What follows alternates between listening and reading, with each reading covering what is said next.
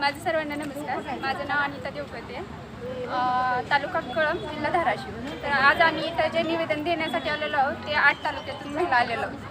तर जवळपास 200 महिला आहेत. तर आमच्या अशा मागण्या आहेत की पहिली मागणी आहे आमच्या ग्रामसखींना 10 लाखाचा विमा मान्य व्हावा आणि दुसरं ग्रामसखींना गाव स्तरावरच्या ग्रामसखींना 15,000 मानधन मिळावे आणि प्रभाग स्तरावरच्या ग्रामसखींना 24,000चं मानधन मिळावं आणि तिसरी मागणी असेल की आमचा स्वतंत्र विभाग व्हावा.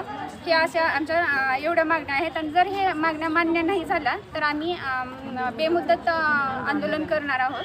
आणि सध्याच्या ह्या मागण्या तात्पुरत्या जे आहेत ते 15 दिवसात मंजूर करण्यासाठी त्यांना सांगितलेलं आहे आणि जर ह्या मागण्या मंजूर होऊस तर तोपर्यंत आम्ही ऑनलाईन काम बंद करणार आहोत. कुठे कुठे तुम्ही आतापर्यंत हे दिलेत निवेदन दिलेत आणि किती दिवसापासून प्रत्येक तालुका स्तरावरती निवेदन दिलेलं आहे आणि दुसरं जिल्ह्यात दिलं आहे. तर प्रत्येक जिल्ह्याने निवेदन द्यायला चालू आहे.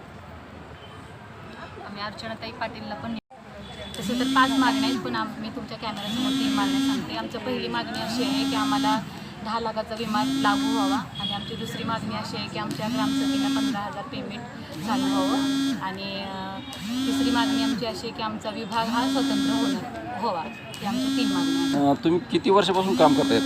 आम्ही आता 11 वर्ष होत आले काम करतो. 22/12/2014 पासून आमचं केडर आहे. तुम्हाला काय परमनंट वगैरे करण्याची काय मागणी केली का नाही तुम्ही? हो, आमचा विभाग स्वतंत्र झाल्यावर आम्ही परमनंटच होणार ना. आमच्या ते प्रथम मागणी आहे आमची की आमचा विभाग स्वतंत्र व्हावा. आणि ही मागणी पूर्ण होईपर्यंत समजा आम्ही 15 दिवसाचा काम बंद आंदोलन केलेलं आहे जे की ऑनलाईन काम आहे आणि जर आमची ही मागणी जर पूर्ण नाही